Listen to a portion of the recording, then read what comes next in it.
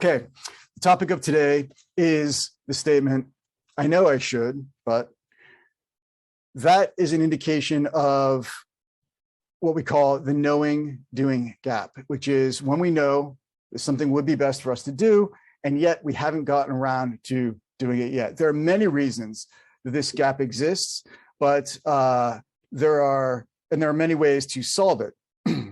But what I'm going to go through today are three ways or three steps that all go together that I and my clients have found to be incredibly effective. So let me share my screen here. I'm going to go down to my whiteboard and we'll take a look at this. So now there is a point of view by Tony Robbins, who I have very mixed feelings about, and yet I tend to buy into this statement, which is that change happens when the pain of staying the same outweighs the pain of investing the time and the effort to do that which it is that we need to do to change. It might be an incredibly pessimistic or cynical point of view, and yet I find this, and I'm sure you find this a common theme amongst the mere mortals of us, that we do that which we need to do, not that which we intend to do and we know is best to do. And so another high performance coach named Brendon Burchard, author of High Performance Habits, has this concept that high performers, in other words, those who most often cross the knowing doing gap, that's what gets them to the high performance, create necessity. Did I spell that right? Yes. They create necessity. They throw themselves into circumstances, and they create these circumstances in which they have to rise to the occasion. And so we're going to walk through three steps that tend to go together by which you can increase the necessity that you need to do that thing which you know you should do. So the first step is what I call stakeholder impact. And taking a look at this stakeholder impact. Think about those people. What do I mean by stakeholders? Well, I mean those people that depend upon us most to do that which it is that we are responsible for doing. And they also tend to be those which we care about the most. We care about their point of view the most, their outcomes, etc. They tend to go hand in hand, their wellness. And so if you're an executive, this tends to be your organization or your team of direct reports, all the way down to entry level, the org wide. There is your investors, those who back you. If you're a public company, it's Wall Street. If you're still in startup mode, it's venture capital, maybe private equity firms. Lastly, most often executives say their family. Okay, and so what we look at is what I typically have my clients do. I say whatever it is that you know you should be doing repeatedly, those things that need to happen habitually and consistently, or maybe this one big thing that you need to accomplish. What is the downside? How are they negatively impacted if you don't do this thing?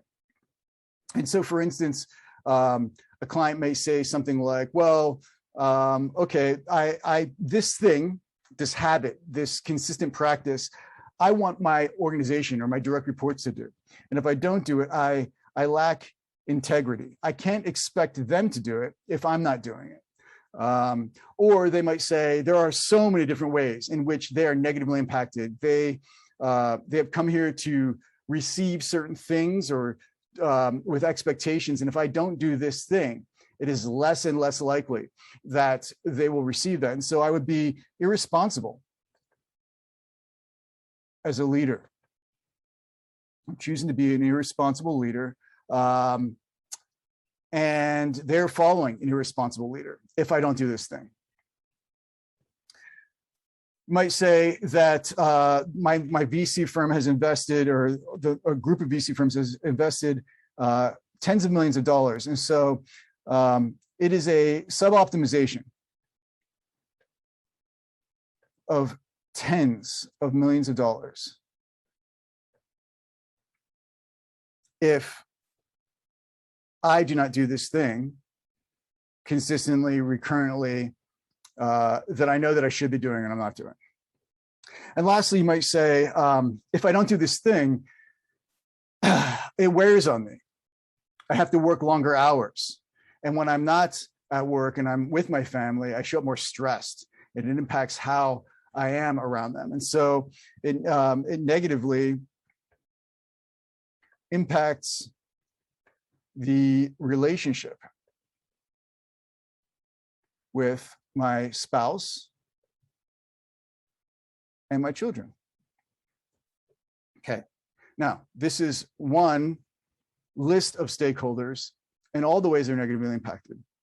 The other stakeholder that we're leaving out is yourself, right? And the best representation of yourself that gets negatively impacted is your values or your goals. You can talk about, well, I might not get this thing, I might not get this promotion, I might not get this, whatever it is that you're looking for, depending on your level of professional that you are in your career. But the best way to focus on this is what I would say are your values. What values are you not honoring?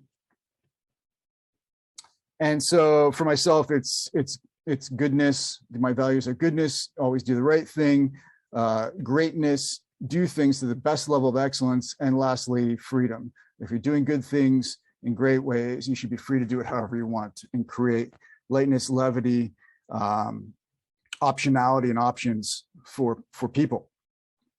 And so I might say, if I don't do this thing, I'm not doing what is right. I'm choosing to do what is wrong. I'm doing the wrong thing. And I am accepting mediocrity. Okay. So now we have a list. We built a narrative. Narratives are incredibly powerful in motivating us. We built a narrative around the downside of us not doing this thing. And that creates more of a necessity when we look at this, a feeling, an emotional necessity that we get this thing done. That often is not enough. The next thing I would recommend, and that we do, is I will ask my clients to share and commit to doing this thing with one or many of these stakeholders. So we create stakeholder accountability. And the question is, which one? Well, which one of these stakeholders are you most nervous to commit to doing this thing? That is the one that you should be sharing this with, because you know that that nervousness, that anxiousness in you is proof that they're the one that you want to let down the least amongst everybody, including yourself. And you know that if you commit to doing it for them, you're less and less likely to not go about doing that which you know you should be doing. The last thing is to create and honor the time. Look, if you don't create the time and the space by which you're going to get something done and do that which you know you should be doing, it is incredibly unlikely that it's going to happen. Time is something that gets filled up by all the things in our lives. So if you want to do something, you need to block time to do it. So I will ask my clients, great, you want to do this thing daily, you want to do this thing weekly, you want to do this thing once. How much time do you think you need to do this? Go into your calendar now and block off that time. Now, when you create that time block, what you want to do is, in the description in your calendar, you want to copy this narrative and put it in the body of the calendar invite. And this is how you're going to go about honoring the time. When the time comes in your calendar to do that thing which you have committed to doing, you may be tempted to not do it Somebody else might ask in advance of that time for you to book something during that time, over that time. Before you choose to book over that time or to not do it, what you're going to do is you're going to look at this list of things and you're going to say aloud and speak aloud, I am choosing to be a leader who lacks integrity and is irresponsible. I am choosing to suboptimize on the tens of millions of dollars of my investors, and I'm choosing to negatively impact my family. And I'm choosing to do what's wrong and to accept mediocrity by not doing this thing.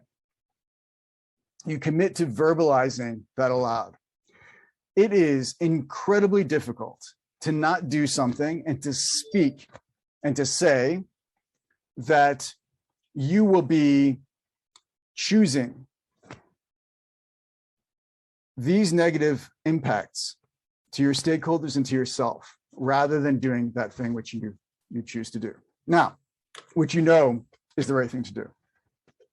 Look, this might feel like an incredibly difficult use of the stick rather than the carrot. Not difficult, draconian and heavy-handed approach to kind of badgering yourself into getting that which it is that you know you should be doing done. And that might be true. That might be one way to look at it. The other way to look at it is to recognize how we're all wired, to know thyself, to accept that we have a limited amount of time and we tend to do those things that we know we have to do. Otherwise, we would already be doing them. The gap, the knowing doing gap would already be crossed. We would just see the reward of doing it and we would do it. We would be inspired and excited to do it. We would make the time. There is something else at play here. And this is one, not the only way, but this is one of many ways by which you can create necessity and bridge the knowing doing gap. So I would ask you, what is it that you know you should be doing daily?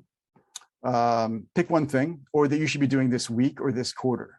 You know you should be doing it. You've been putting it off. Who are all the stakeholders, the people that depend upon you most and that you care about most? Answer those questions. How are they most negatively impacted? Create that narrative that you will then later speak aloud when you are tempted to not honor the time you create, but create that narrative. 2, choose one of those stakeholders that you are most nervous to commit to doing this thing for, and say, I will do this thing, I'm going to do this thing by this time. Find a way to do it that's not awkward. Hey, I've been meaning to do this thing. We need to do this thing. I'm going to do it by this time. Just set an appointment in their calendar, whatever it is. And then thirdly, when the time comes, you ask yourself, how much time do I need? Block that time in your calendar now, and then copy that narrative that you've written out into the body of that calendar block, whether it's daily, weekly, or it's just a one-time block. And I expect you will find when you do this, you are exponentially more likely to finally get it done than if you didn't. So with that, I wish you the best in all of your efforts to bridge the knowing doing gap and to become the most effective executive you could possibly be.